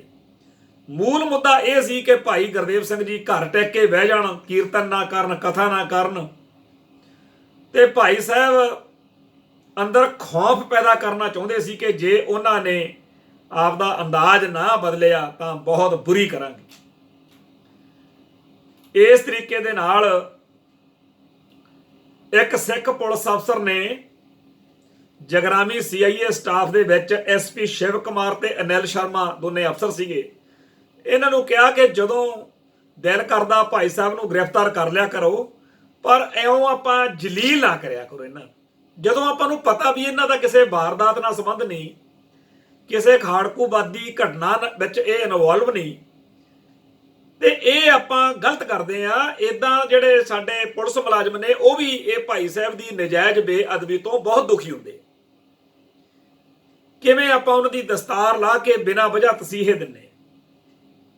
ਜਦੋਂ ਆਪਾਂ ਪਿੰਡ ਕੌਂਕੇ ਵਿੱਚ CRP ਦੀ ਚੌਂਕੀ ਬਿਠਾਤੀ, ਭਾਈ ਸਾਹਿਬ ਨੂੰ ਮਿਲਣ ਆਏ ਬੰਦੇ ਚੱਕ ਕੇ ਟੌਰਚਰ ਕਰ ਲਏ, ਪਰ ਕੁਝ ਨਹੀਂ ਮਿਲਿਆ, ਨਾ ਕੋਈ ਹਥਿਆਰ ਮਿਲਿਆ, ਨਾ ਕੋਈ ਗਲਤ ਗੱਲ ਮਿਲਦੀ ਆ, ਤਾਂ ਆਪਾਂ ਕਿਉਂ ਤੰਗ ਕਰਦੇ ਆ। ਇਹ ਟੈਰਰ ਇਨ ਪੰਜਾਬ ਦੇ ਵਿੱਚ ਰਾਮ ਨਾਰਾਇਣ ਨੇ ਲਿਖਿਆ ਕਿ ਸਿੱਖ ਪੁਲਿਸ ਅਫਸਰ ਨੇ ਬਾਰ-ਬਾਰ ਇਹ ਗੱਲ ਕਹੀ ਕਿ ਜਦੋਂ ਆਪਣਾ ਦਿਲ ਕਰੇ ਆਪਾਂ ਫੜ ਲਿਆ ਕਰੋ, ਉੱਪਰਲਿਆਂ ਨੂੰ ਦਿਖਾ ਦਿਆ ਕਰੋ, ਪਰ ਜਲੀਲ ਕਾਹਤੋਂ ਕਰਦੇ। ਪਰ ਕਿੱਥੇ, ਕਈ ਪੁਲਿਸ ਅਫਸਰਾਂ ਨੂੰ ਇਸੇ ਗੱਲ ਵਿੱਚ ਹੀ ਖੁਸ਼ੀ ਮਿਲਦੀ ਸੀ ਕਿ ਉਹ ਭਾਈ ਸਾਹਿਬ ਨੂੰ ਜਲੀਲ ਕਰਨ, ਤੰਗ ਕਰਨ, ਪਰੇਸ਼ਾਨ ਕਰਨ। ਜੂਨ 1991 ਦੇ ਵਿੱਚ ਭਾਈ ਸਾਹਿਬ ਨੂੰ ਨਾਭਾ ਜੇਲ੍ਹ 'ਚ ਬੰਦ ਕਰਤਾ, ਫਿਰ ਚੱਕ ਕੇ ਰਿਹਾਈ ਮਗਰੋਂ ਪਿੰਡ ਰਹਿਣ ਲੱਗੇ। ਫਿਰ 19 ਫਰਵਰੀ 1992 ਨੂੰ ਵੋਟਾਂ ਪਈਆਂ, ਬਾਈਕਾਟ ਕੀਤਾ ਹੋਇਆ ਸੀ ਪੰਥ ਨੇ, ਸੰਗਤਾਂ ਨੇ, ਪੰਜਾਬ ਨੇ, ਤੇ ਬੇਅੰਤ ਸਿੰਘ ਦੀ ਸਰਕਾਰ ਬਣੀ, ਜਿਹਨੇ ਪੰਜਾਬ ਦੇ ਵਿੱਚ ਸਿੱਖਾਂ ਦੇ ਕਤਲੇਆਮ ਦਾ ਖੁੱਲੀ ਛੁੱਟੀ ਦੇ ਦਿੱਤੀ। ਪਤਾ ਹੀ ਨਹੀਂ ਸੀ ਲੱਗਦਾ ਕੀ ਹੋ ਰਿਹਾ। ਕਦੇ ਕਾਲੇ ਕੱਛਾਂ ਵਾਲਿਆਂ ਦਾ ਰੌਲਾ ਪੈ ਜਾਣਾ, ਕਦੇ ਕੈਟ ਟੋਲਿਆਂ ਦਾ ਰੌਲਾ ਪੈ ਜਾਣਾ, ਤੇ ਹਰ ਰੋਜ਼ ਸਿੱਖਾਂ ਦੀ ਮਾਰ ਮਰੀਏ ਦੀ, ਕਤਲੇਆਮ ਦੀਆਂ ਖਬਰਾਂ। ਅੱਜ ਖਬਰ ਪੜ੍ਹ ਰਹੇ ਆ ਕਿ ਭਾਈ ਗੁਰਜੰਟ ਸਿੰਘ ਸ਼ਹੀਦ ਹੋ ਗਏ, ਜਦ ਨੂੰ ਆ ਜਾਣੀ ਖਬਰ ਕਿ ਭਾਈ ਸੁਖਦੇਵ ਸਿੰਘ ਬੱਬਰ ਸ਼ਹੀਦ ਹੋ ਗਏ। 8-8 10-10 ਖਾੜਕੂਆਂ ਦੇ ਮਾਰੇ ਜਾਣ ਦੀਆਂ ਖਬਰਾਂ। ਸਾਫ਼ ਪਤਾ ਲੱਗਦਾ ਸੀ ਕਿ ਝੂਠੇ ਪੁਲਿਸ ਮੁਕਾਬਲੇ ਹੋ ਰਹੇ ਆ, ਤੇ ਉਹਨਾਂ ਨੂੰ ਜਸਟੀਫਾਈ ਕਰਨ ਦੇ ਲਈ ਪੁਲਿਸ ਨੇ ਆਪ ਵੀ ਕਈ ਵਾਰਦਾਤਾਂ ਕੈਟਾਂ ਤੋਂ ਕਰਵਾ ਦੇਣੀਆਂ ਤਾਂ ਕਿ ਲੋਕ ਕਹਿਣ ਕਿ ਖਾੜਕੂਆਂ ਦਾ ਕਤਲੇਆਮ ਠੀਕ ਹੋ ਰਿਹਾ। ਇਹ ਜਿਹੜਾ ਸਾਰਾ ਕਹਾਣ ਹੋ ਰਿਹਾ ਸੀ, ਇਹ KPS ਗਿੱਲ ਦੇ ਤੇ ਬਿਆੰਤੇ ਬੁੱਚੜ ਦੇ ਕਹਿਣ ਦੇ ਉੱਤੇ ਬੜੀ ਬੇਦਰਦੀ ਨਾਲ ਹੋਇਆ। ਇਹ ਜੋੜੀ ਨੇ ਹਰ ਇੱਕ ਸਿੱਖ ਨੂੰ ਮੌਤ ਦਾ ਭੈ ਦਿਖਾ ਕੇ ਚੁੱਪ ਕਰਾਉਣ ਦੀ ਜਿਹੜੀ ਖੇਡ ਇੱਥੇ ਸਟੇਟ ਨੇ ਖੇਡੀ, ਇਸ ਜੋੜੀ ਨੇ ਉਹਦੇ 'ਚ ਹੱਥ ਠੋਕੇ ਬਣ ਕੇ ਰੋਲ ਨਿਭਾਇਆ। 16 ਅਕਤੂਬਰ 1992 ਨੂੰ 9 ਮਹੀਨੇ ਦੀ ਜੇਲ੍ਹ ਤੋਂ ਮਗਰੋਂ ਭਾਈ ਸਾਹਿਬ ਜੇਲ੍ਹ ਚੋਂ ਨਿਕਲੇ। ਬੜੇ ਕਮਜ਼ੋਰ ਸੀਗੇ ਉਦੋਂ, ਤੇ ਆਮ ਲੋਕਾਂ 'ਚ ਉਦੋਂ ਇਹ ਗੱਲ ਚੱਲਦੀ ਸੀ, ਪਤਾ ਨਹੀਂ ਸੱਚ ਸੀ ਕਿ ਝੂਠ, ਪਰ ਲੋਕ ਕਹਿੰਦੇ ਸੀ ਇਹ ਭਾਈ ਸਾਹਿਬ ਨੂੰ ਹੌਲੀ ਹੌਲੀ ਅਸਰ ਕਰਨ ਵਾਲਾ ਕੋਈ ਜ਼ਹਿਰ ਦੇ ਦਿੱਤਾ ਹੋਵੇ ਨਾ, ਜਿਵੇਂ ਇਉਂ ਲੱਗਦਾ। ਸਰੀਰ ਉਹੋ ਜਿਹਾ ਹੈ ਨਹੀਂ, ਉਹੋ ਜਿਹੀ ਸਮਰੱਥਾ ਨਹੀਂ ਹੈਗੀ ਸਰੀਰ। ਤੇ ਜਦੋਂ ਫਤਿਹਗੜ੍ਹ ਸਾਹਿਬ ਉਸ 1992 ਦੇ ਦਸੰਬਰ ਮਹੀਨੇ ਦੇ ਵਿੱਚ ਸਟੇਜ ਤੇ ਇਹੀ ਚਰਚਾ ਚੱਲਦੀ ਰਹੀ ਕਿ ਭਾਈ ਸਾਹਿਬ ਨੂੰ ਅਕਾਲ ਤਖਤ ਸਾਹਿਬ ਦੇ ਜਥੇਦਾਰ ਲਾਉਣਾ ਚਾਹੀਦਾ, ਕਿਉਂਕਿ ਉਹ ਸਹੀ ਸੇਧ ਦੇਣ ਦੇ ਸਮਰੱਥ ਹੈ। ਉਦੋਂ ਬੜੇ ਵੱਡੇ ਪੱਧਰ ਦੇ ਉੱਤੇ ਇਹ ਚਰਚਾ ਪੰਥ ਵਿੱਚ ਚੱਲ ਰਹੀ ਸੀ ਤੇ ਸਰਕਾਰ ਸਮਝਦੀ ਸੀ ਕਿ ਜੇਕਰ ਭਾਈ ਗੁਰਦੇਵ ਸਿੰਘ ਕੌਂਕੇ ਨੂੰ ਹੁਣ ਅਕਾਲ ਤਖਤ ਦਾ ਜਥੇਦਾਰ ਲਾ ਦਿੱਤਾ ਨਾ, ਤਾਂ ਬੜਾ ਜਿਹੜਾ ਅਸੀਂ ਲੱਕ ਤੋੜਿਆ ਖਾੜਕੂ ਲਹਿਰ ਦਾ, ਖਾਲਿਸਤਾਨੀ ਲਹਿਰ ਦਾ ਐਡਾ ਭਾਰੀ ਕਤਲੇਆਮ ਕਰਕੇ, ਉਹ ਸਾਰਾ ਅਸਫਲ ਨਿਸਫਲ ਹੋ ਜਾਣਾ, ਦੁਬਾਰਾ ਲਹਿਰ ਦੇ ਵਿੱਚ ਜਾਨ ਪੈ ਜਾਣੀ। ਇਹੋ ਜਿਹੇ ਮਾਹੌਲ ਦੇ ਵਿੱਚ 20 ਦਸੰਬਰ 1992 ਨੂੰ ਸਵੇਰੇ 4 ਵਜੇ 15-20 ਪੁਲਿਸੀਆਂ ਨੇ ਛਾਪਾ ਮਾਰਿਆ। ਉਸ ਰਾਤ ਭਾਈ ਸਾਹਿਬ ਦੀ ਵੱਡੀ ਬੇਟੀ ਜਿਹੜੀ ਪਰਮਜੀਤ ਕੌਰ ਹੈ, ਉਹਦੇ ਬੱਚਾ ਹੋਇਆ ਸੀ ਤੇ ਉਹ ਨਵ ਜਨਮਿਆ ਬੇਟਾ ਚੜ੍ਹਾਈ ਕਰ ਗਿਆ ਸੀਗਾ ਤੇ ਉਹਦੀ ਦੇਹ ਦਾ ਸੰਸਕਾਰ ਹੋਣਾ ਸੀ। ਭਾਈ ਸਾਹਿਬ ਦੀ ਸਿੰਘਣੀ ਨੇ, ਬੀਬੀ ਗੁਰਮੇਲ ਕੌਰ ਨੇ, ਪੁਲਿਸ ਵਾਲਿਆਂ ਨੂੰ ਆਪਦੇ ਦੋਹਤੇ ਦੀ ਲਾਸ਼ ਦਿਖਾ ਕੇ ਕਿਹਾ ਕਿ ਸਾਨੂੰ ਸੰਸਕਾਰ ਤਾਂ ਕਰ ਲੈਣ ਦਿਓ। ਪੁਲਿਸ ਵਾਲੇ ਕਹਿੰਦੇ ਬਈ ਕੁਝ ਅਫਸਰ ਕੋਈ ਅਹਿਮ ਗੱਲਾਂ ਪੁੱਛਣ ਲਈ ਬੜੀ ਦੂਰੋਂ ਆਏ ਆ, ਉਹਨਾਂ ਨਾਲ ਭਾਈ ਸਾਹਿਬ ਗੱਲ ਕਰਕੇ ਅਸੀਂ ਛੇਤੀ ਭੇਜ ਦਿਆਂਗੇ। ਜਦੋਂ ਲੈ ਕੇ ਜਾਣ ਲੱਗੇ ਤਾਂ ਭਾਈ ਸਾਹਿਬ ਨੇ ਆਪਦੀ ਸਿੰਘਣੀ ਨੂੰ ਕਿਹਾ ਵੀ ਇਹਨਾਂ ਦਾ ਯਕੀਨ ਨਾ ਕਰਿਓ ਵੀ ਮੈਨੂੰ ਛੇਤੀ ਭੇਜ ਦੇਣਗੇ, ਤੁਸੀਂ ਸੰਸਕਾਰ ਕਰ ਦਿਓ। ਸੋ ਭਾਈ ਸਾਹਿਬ ਜਗਰਾਵੀਂ ਸਦਰ ਥਾਣੇ ਚਲੇ ਗਏ। ਉੱਥੇ ਜਿਹੜੀ ਸਿੰਘਣੀ ਆ ਉਹਨਾਂ ਦੀ, ਉਹ ਰਿਸ਼ਤੇਦਾਰਾਂ ਦੇ ਨਾਲ ਦੋਹਤੇ ਦੀ ਡੈੱਡ ਬੋਡੀ ਨੂੰ, ਦੇਹ ਨੂੰ ਨਾਲ ਲੈ ਕੇ ਮੰਡੀ ਅਹਿਮਦਗੜ੍ਹ, ਜਿੱਥੇ ਕੁੜੀ ਦੇ ਸਹੁਰੇ ਸੀਗੇ, ਉੱਥੇ ਸੰਸਕਾਰ ਲਈ ਚਲੀ ਗਈ। ਤੇ ਜਗਰਾਓਂ ਸਦਰ ਥਾਣੇ 'ਚ ਭਾਈ ਸਾਹਿਬ ਤੋਂ 2 ਦਸੰਬਰ 1992 ਨੂੰ ਜਗਰਾਓਂ ਕੋਲ ਹੋਏ 19 ਬੱਸ ਮੁਸਾਫਰਾਂ ਦੇ ਕਤਲੇਆਮ ਬਾਰੇ ਤੇ ਹੋਰ ਇਹੋ ਜਿਹੀਆਂ ਗੱਲਾਂ ਬਾਰੇ ਪੁੱਛਗਿੱਛ ਹੋਣ ਲੱਗ ਪਈ। ਭਾਵੇਂ ਬੱਸ ਕਾਂਡ ਤੋਂ ਅਗਲੇ ਦਿਨ ਹੀ ਮਖੂ ਕੋਲ 19 ਸਿੱਖ ਨੌਜਵਾਨਾਂ ਨੂੰ ਮਾਰ ਕੇ ਪੁਲਿਸ ਨੇ ਕਹਿਤਾ ਸੀਗਾ ਕਿ ਸਿੱਧਵਾਂ ਬੱਸ ਕਾਂਡ ਵਾਲੇ ਸਾਰੇ ਅਸੀਂ ਮਾਰ ਦਿੱਤੇ ਹੈ, ਪਰ ਭਾਈ ਗੁਰਦੇਵ ਸਿੰਘ ਕੌਂਕੇ ਨੂੰ ਜਲੀਲ ਕਰਨ ਦਾ, ਤੰਗ ਕਰਨ ਦਾ ਕੋਈ ਬਹਾਨਾ ਚਾਹੀਦਾ ਸੀ। ਭਾਈ ਸਾਹਿਬ ਨੂੰ ਉਸ ਦਿਨ ਵਾਪਸ ਭੇਜ ਦਿੱਤਾ ਗਿਆ। ਫਿਰ ਉਹ ਹਰ ਰੋਜ਼ ਪਿੰਡ ਦੀ ਬਾਦਾ ਪੱਤੀ ਆ ਜਿਹੜੀ, ਉੱਥੇ ਗੁਰਦੁਆਰੇ 'ਚ 6 ਵਜੇ ਤੋਂ 7 ਵਜੇ ਤੱਕ ਗੁਰਬਾਣੀ ਦੀ ਕਥਾ ਕਰਦੇ ਹੁੰਦੇ ਸੀਗੇ। 25 ਦਸੰਬਰ 1992 ਨੂੰ ਥਾਣਾ ਸਦਰ ਜਗਰਾਓਂ ਦੇ ਥਾਣੇਦਾਰ ਗੁਰਮੀਤ ਸਿੰਘ ਨੇ ਗ੍ਰਿਫਤਾਰ ਕਰ ਲਈ। ਫਿਰ ਛਾਪਾ ਮਾਰਿਆ। ਭਾਈ ਸਾਹਿਬ ਦੀ ਸਿੰਘਣੀ ਬੀਬੀ ਗੁਰਮੇਲ ਕੌਰ ਤਾਂ ਹਜੇ ਆਪਦੀ ਕੁੜੀ ਕੋਲੇ ਸੀਗੇ, ਉੱਥੇ ਧੀ ਕੋਲੇ ਮੰਡੀ ਗੋਬਿੰਦਗੜ੍ਹ। ਜਿਹੜਾ ਪੁੱਤਰ ਸੀਗਾ ਭਾਈ ਹਰੀ ਸਿੰਘ, ਉਹਨੇ ਦੱਸਿਆ ਕਿ ਭਾਈ ਸਾਹਿਬ ਤਾਂ ਗੁਰਦੁਆਰੇ ਕਥਾ ਕਰਨ ਗਏ ਹੋਏ ਨੇ। ਪੁਲਿਸ ਗੁਰਦੁਆਰੇ ਪਹੁੰਚੀ ਤਾਂ ਭਾਈ ਸਾਹਿਬ ਕਹਿੰਦੇ ਵੀ ਨਿਤਨੇਮ ਕਰ ਲਵਾਂ, ਫਿਰ ਚੱਲਦੇ ਆ, ਉਡੀਕ ਲਓ। ਬਾਹਰ ਪੁਲਿਸ ਗੁਰਦੁਆਰੇ ਦੇ ਖੜ ਗਈ। ਅੰਦਰ ਭਾਈ ਸਾਹਿਬ ਨੇ ਬੜੀ ਬਰਾਗਮਈ ਕਥਾ ਕੀਤੀ ਤੇ 2 ਵਾਰ ਤੇਰਾ ਕੀਆ ਮੀਠਾ ਲਾਗੇ ਸ਼ਬਦ ਪੜ੍ਹੇ। ਫਿਰ ਉਹ ਪੁਲਿਸ ਪਾਰਟੀ ਦੇ ਨਾਲ ਘਰ ਨੂੰ ਆ ਗਏ। ਮਗਰ ਹੀ ਸੰਗਤ ਸਾਰੀ ਗੁਰਦੁਆਰਿਓਂ ਤੁਰ ਪਈ, ਸਾਰਾ ਪਿੰਡ ਨਗਰ ਖੇੜਾ ਨਾਲ ਦੀ ਨਾਲ। ਘਰੇ ਆ ਕੇ ਭਾਈ ਸਾਹਿਬ ਨੇ ਦੁਬਾਰਾ ਇਸ਼ਨਾਨ ਕੀਤਾ। ਸੇਵਾਦਾਰ ਪ੍ਰੀਤਮ ਸਿੰਘ ਨੇ ਖਾਣਾ ਦਿੱਤਾ ਤੇ ਹਾਜ਼ਰ ਸੰਗਤ ਨੂੰ ਭਾਈ ਸਾਹਿਬ ਨੇ ਕਿਹਾ, ਇਹ ਮੇਰੀ ਆਖਰੀ ਵਾਰ ਦੀ ਯਾਤਰਾ ਹੈ, ਪੁਲਿਸ ਆਪਦਾ ਕਾਰਾ ਕਰੂਗੀ। ਸ਼ਾਂਤੀ ਨਾਲ ਰੋਟੀ ਪ੍ਰਸ਼ਾਦਾ ਛਕਿਆ ਤੇ ਸੰਗਤ ਦੇ ਸਾਹਮਣੇ ਪੁਲਿਸ ਦੀ ਗੱਡੀ 'ਚ ਬੈਠ ਕੇ ਇਹ ਗੱਡੀਆਂ ਜਗਰਾਵੀਂ ਪਹੁੰਚੀਆਂ। ਲੋਕ ਬਾਅਦ 'ਚ ਚਰਚਾ ਕਰਨ ਲੱਗ ਪਏ ਵੀ 2-3 ਦਿਨ ਪਹਿਲਾਂ ਭਾਈ ਸਾਹਿਬ ਨੇ ਆਪਦੀ ਜਿਹੜੀ ਜ਼ਮੀਨ ਸੀ 36 ਏਕੜ ਜ਼ਮੀਨ, ਉਹ 3 ਪੁੱਤਰਾਂ ਦੇ ਨਾਂ ਬਰਾਬਰ ਲਾ ਦਿੱਤੀ ਹੈ। ਅਗਲੇ ਦਿਨ ਪੁਲਿਸ ਨੇ ਕੌਂਕੇ ਪਿੰਡ ਦੇ ਸਰਦਾਰ ਰਣਜੀਤ ਸਿੰਘ ਤੇ ਸਰਦਾਰ ਮਹਿੰਦਰ ਸਿੰਘ ਨੂੰ ਗ੍ਰਿਫਤਾਰ ਕਰ ਲਿਆ, ਕਿਉਂਕਿ ਭਾਈ ਸਾਹਿਬ ਨਾਲ ਬੜਾ ਪਿਆਰ ਸੀ ਉਹਨਾਂ ਦਾ। ਰਣਜੀਤ ਸਿੰਘ ਨੇ ਸਦਰ ਥਾਣੇ 'ਚ ਭਾਈ ਸਾਹਿਬ ਨੂੰ ਦੇਖਿਆ ਕਿ ਤਸ਼ੱਦਦ ਬਹੁਤ ਕੀਤਾ ਹੋਇਆ ਤੇ ਇੱਕ ਕੰਬਲ ਲਈ ਬੈਠੇ ਸੀ। ਮਹਿੰਦਰ ਸਿੰਘ ਨੂੰ ਵੀ ਬਹੁਤ ਬੁਰੀ ਤਰ੍ਹਾਂ ਬੇਦਰਦੀ ਨਾਲ ਕਟਾਪਾ ਚਾੜਿਆ ਗਿਆ। ਗੁਰੂਸਰ ਕੌਂਕੇ ਪਿੰਡ ਤੋਂ ਗ੍ਰਿਫਤਾਰ ਹੋਏ 70 ਸਾਲ ਦੇ ਸ਼ੇਰ ਸਿੰਘ ਨੂੰ ਵੀ ਬੁਰੀ ਤਰ੍ਹਾਂ ਤਸੀਹੇ ਦਿੱਤੇ ਹੋਏ ਸੀ ਤੇ ਤੁਰਨ ਜੋਗਾ ਵੀ ਨਹੀਂ ਸੀਗਾ, ਮਗਰੋਂ ਚੜ੍ਹਾਈ ਵੀ ਕਰ ਗਿਆ। ਰਣਜੀਤ ਸਿੰਘ ਤੇ ਵੀ ਤਸ਼ੱਦਦ ਹੋਇਆ। 27 ਦਸੰਬਰ ਨੂੰ ਸ਼ਾਮ ਨੂੰ ਹਨੇਰੇ ਪੈ ਸਦਰ ਥਾਣੇ ਦੀਆਂ ਸਾਰੀਆਂ ਬੱਤੀਆਂ ਬੁਝਾ ਦਿੱਤੀਆਂ ਗਈਆਂ ਤੇ ਥਾਣੇ ਵਿੱਚ ਹਾਜ਼ਰ ਸਾਰੇ ਲੋਕਾਂ ਨੂੰ ਆਪਣੇ ਮੂੰਹ ਕੰਧਾਂ ਵੱਲ ਕਰਨ ਦੀ ਹਦਾਇਤ ਕੀਤੀ ਗਈ। ਫਿਰ ਗੱਡੀਆਂ ਦੇ ਆਉਣ ਦੀ, ਰੁਕਣ ਦੀ, ਚੱਲਣ ਦੀ ਆਵਾਜ਼ ਆਈ। ਫਿਰ ਲਾਈਟਾਂ ਜਗ ਪਈਆਂ ਤੇ ਰਣਜੀਤ ਸਿੰਘ ਦਾ ਕਹਿਣਾ ਹੈ ਕਿ ਉਸ ਵੇਲੇ ਭਾਈ ਗੁਰਦੇਵ ਸਿੰਘ ਨੂੰ CIA ਸਟਾਫ ਜਗਰਾਵੀਂ ਲੈ ਕੇ ਗਏ ਹੋਣਗੇ। ਭਾਈ ਸਾਹਿਬ ਕਿਸੇ ਗੁਰਸਿੱਖ ਦੇ ਹੱਥ ਦਾ ਬਣੇ ਪ੍ਰਸ਼ਾਦਾ ਛਕਦੇ ਹੁੰਦੇ ਸੀਗੇ। ਉਹਨਾਂ ਦੀ ਸਿੰਘਣੀ ਪ੍ਰਸ਼ਾਦਾ ਲੈ ਕੇ ਆਈ, ਪਰ ਕੋਈ ਗੱਲ ਨਹੀਂ ਬਣੀ। ਕਈ ਲੀਡਰਾਂ ਨੇ ਵੀ ਫੋਨ ਵਗੈਰਾ ਕੀਤੇ, ਪਰ ਕੋਈ ਸੁਣਵਾਈ ਨਹੀਂ। 28 ਦਸੰਬਰ ਨੂੰ ਵੀ ਬੀਬੀ ਗੁਰਮੇਲ ਕੌਰ ਸੀਆਈ ਸਟਾਫ ਮੂਹਰੇ ਬੈਠੀ ਰਹੀ। ਆਖਰ ਇੱਕ ਮੁਲਾਜ਼ਮ ਨੇ ਤਰਸ ਕਰਕੇ ਭਾਈ ਸਾਹਿਬ ਕੋਲੇ ਖਾਣਾ ਪਹੁੰਚਾਉਣ ਦੀ ਕੋਸ਼ਿਸ਼ ਕੀਤੀ, ਪਰ ਉਹਨਾਂ ਨੇ ਬਾਹਰੋਂ ਫਿਰ ਆ ਕੇ ਦੱਸਿਆ ਵੀ ਉਹਨਾਂ ਦੀ ਤਾਂ ਹਾਲਤ ਬੜੀ ਖਰਾਬ ਹੈ। ਇਹ ਤੋਂ ਪਹਿਲਾਂ ਕਲੇਰ ਪਿੰਡ ਦੀ ਇੱਕ ਮਾਈ ਨੇ ਵੀ ਭਾਈ ਸਾਹਿਬ ਦੀ ਤਸ਼ੱਦਦ ਕਾਰਨ ਹੋਈ ਮਾੜੀ ਹਾਲਤ ਬਾਰੇ ਦੱਸਿਆ ਸੀ। ਹਾਲਤ ਇੰਨੀ ਮਾੜੀ ਸੀ ਕਿ ਬਾਹਰੋਂ ਡਾਕਟਰ ਤੋਂ ਟੀਕੇ ਵੀ ਲਵਾਏ ਪੁਲਿਸ ਵਾਲਿਆਂ ਨੇ, ਪਰ ਨਾਲ ਦੀ ਨਾਲ ਤਸ਼ੱਦਦ ਵੀ ਕਰਦੇ ਰਹੇ। ਬੀਬੀ ਗੁਰਮੇਲ ਕੌਰ ਨੂੰ 30 ਦਸੰਬਰ ਨੂੰ CIA ਸਟਾਫ ਵਿੱਚੋਂ ਰਿਹਾ ਹੋਣ ਵਾਲੇ ਇੱਕ ਨੌਜਵਾਨ ਨੇ ਦੱਸਿਆ ਕਿ ਹਾਲਤ ਬੜੀ ਮਾੜੀ ਹੈ।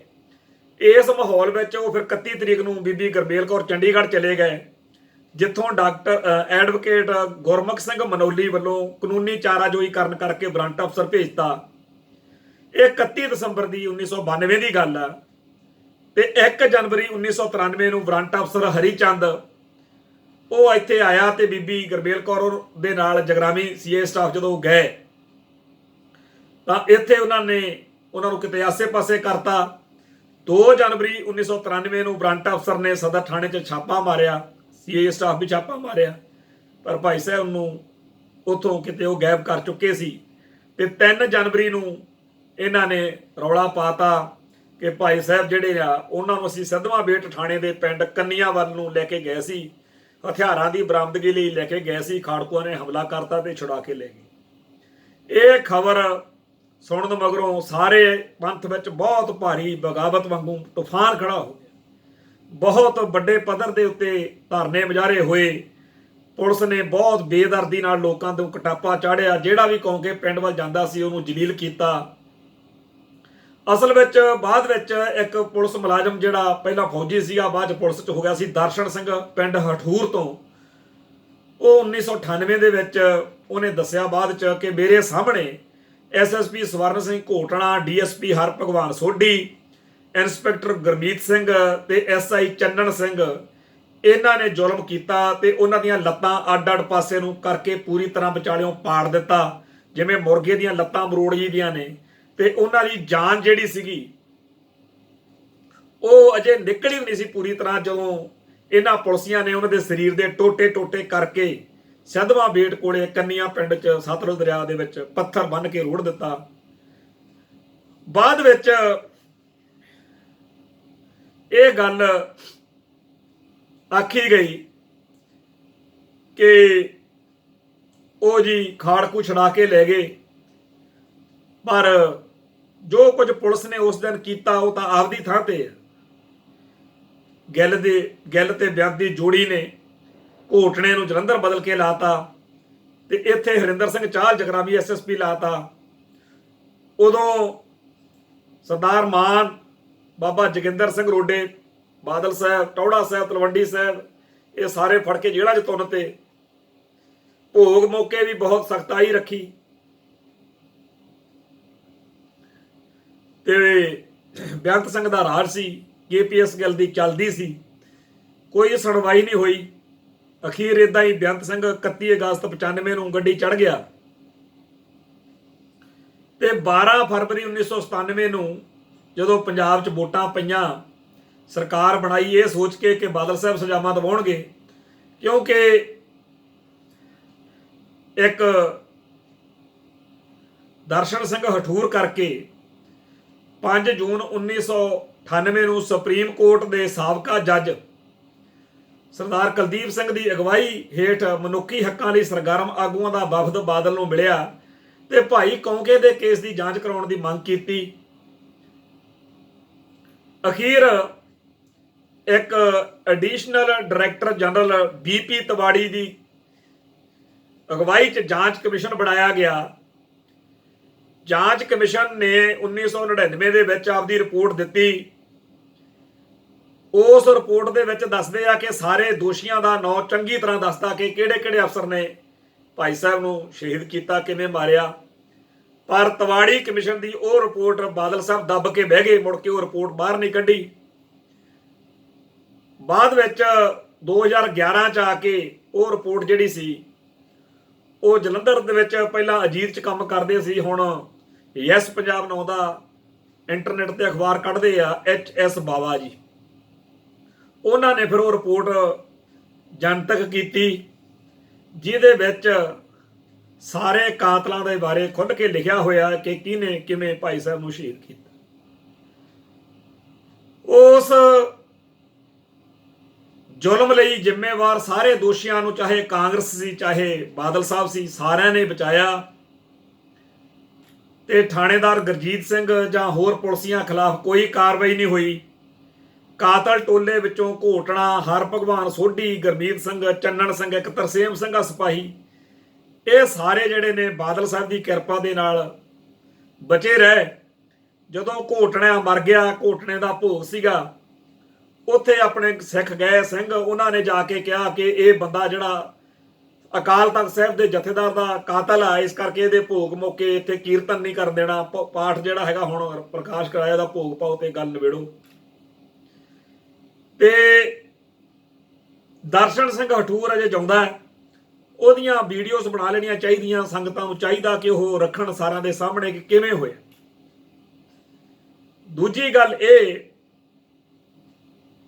ਕਿ ਭਾਈ ਸਾਹਿਬ ਭਾਈ ਗੁਰਦੇਵ ਸਿੰਘ ਕੌਂਕੇ ਅਕਾਲ ਤਖਤ ਸਾਹਿਬ ਦੇ ਜਥੇਦਾਰ ਸੀਗੇ ਤੇ ਅਜੇ ਤੱਕਰ ਸ਼੍ਰੋਮਣੀ ਕਮੇਟੀ ਨੇ ਅਕਾਲ ਤਖਤ ਸਾਹਿਬ ਦੇ ਜਥੇਦਾਰ ਦਾ ਇੱਥੇ ਸ਼ਹੀਦੀ ਦਿਹਾੜਾ ਮਨਾਉਣਾ ਵੀ ਸ਼ੁਰੂ ਨਹੀਂ ਕੀਤਾ। ਇਹ ਬਾਦਲਕਿਆਂ ਦਾ ਬਹੁਤ ਭਾਰੀ ਜ਼ੁਲਮ ਹੈ, ਜ਼ਬਰ ਹੈ ਇੱਕ ਤਰੀਕੇ ਦਾ। ਨਾਲੇ ਤਾਂ ਸ਼੍ਰੋਮਣੀ ਕਮੇਟੀ ਤੇ ਕਬਜ਼ਾ ਤੇ ਇੱਥੇ ਉਹ ਸਾਡੇ ਸ਼ਹੀਦਾਂ ਦੇ ਦਿਨ ਨਹੀਂ ਮਨਾਉਣ ਦਿੰਦੇ, ਤੇ ਜੇ ਉਹ ਪੰਜਾਬ ਦੇ ਮੁੱਖ ਮੰਤਰੀ ਬਣਦੇ ਆ, ਸਰਕਾਰਾਂ ਬਣਾਉਂਦੇ ਆ, ਤਾਂ ਉੱਥੇ ਸਾਡੇ ਕਾਤਲਾਂ ਨੂੰ ਸਜ਼ਾਵਾਂ ਨਹੀਂ ਹੋਣ ਦਿੰਦੇ। ਹਰ ਤਰੀਕੇ ਨਾਲ ਸਿੱਖੀ ਅਤੇ ਸਿੱਖਾਂ ਦੇ ਉਲਟ ਭੁਗਤਣ ਵਾਲੇ ਇਸ ਬਾਦਲ ਟੋਲੇ ਨੂੰ ਕੀ ਕਹੀਏ ਤੇ ਕੀ ਨਾ ਕਹੀਏ, ਪਰ ਅੱਜ ਦਾ ਦਿਨ ਅਸੀਂ ਉਸ ਅਮਰ ਸ਼ਹੀਦ ਭਾਈ ਸਾਹਿਬ ਭਾਈ ਗੁਰਦੇਵ ਸਿੰਘ ਕੌਂਕੇ ਨੂੰ ਸਮਰਪਿਤ ਕਰਦੇ ਹਾਂ ਤੇ ਅਕਾਲ ਪੁਰਖ ਵਾਹਿਗੁਰੂ ਦੇ ਚਰਨਾਂ 'ਚ ਅਰਦਾਸ ਕਰਦੇ ਹਾਂ ਕਿ ਸਾਡੀ ਕੌਮ ਨੂੰ ਇਹੋ ਜਿਹੇ ਸੂਰਬੀਰ ਯੋਧੇ ਜਿਨ੍ਹਾਂ ਦੇ ਬੋਲਾਂ ਦੇ ਵਿੱਚ ਇੰਨਾ ਸੱਚ ਹੋਵੇ ਕਿ ਸਾਹਮਣੇ ਖੜੇ ਨਸ਼ੇੜੀ ਅਯਾਸ਼ ਪਤਿਤ ਬੰਦੇ ਨੂੰ ਅੱਧੇ ਸਕਿੰਟ ਵਿੱਚ ਗੁਰਸਿੱਖ ਸੱਜਣ ਦੀ ਪ੍ਰੇਰਨਾ ਦੇ ਸਕਦੇ ਹੋਣ ਤੇ ਇੰਨੇ ਜ਼ਿਆਦਾ ਸੱਚੇ ਸੁੱਚੇ ਹੋਣ ਕਿ ਲੋਕ ਉਹਨਾਂ ਦੀ ਗੱਲ ਦੇ ਉੱਤੇ ਅਮਲ ਕਰਨਾ ਧੰਨ ਭਾਗ ਸਮਝਦੇ ਹੋਣ। ਇਹੋ ਜਿਹੀਆਂ ਸ਼ਖਸੀਅਤਾਂ ਦੀ ਬਖਸ਼ਿਸ਼ ਸੱਚੇ ਪਾਤਸ਼ਾਹ ਸਾਨੂੰ ਕਰਦੇ ਰਹਿਣ। ਇੰਨੀਆਂ ਬੇਨਤੀਆਂ ਪ੍ਰਵਾਨ ਕਰਨੀਆਂ। ਨਾਨਕ ਨਾਮ ਚੜ੍ਹਦੀ ਕਲਾ, ਤੇਰੇ ਭਾਣੇ ਸਰਬੱਤ ਦਾ ਭਲਾ। ਵਾਹਿਗੁਰੂ ਜੀ ਕਾ ਖਾਲਸਾ, ਵਾਹਿਗੁਰੂ ਜੀ ਕੀ ਫਤਿਹ।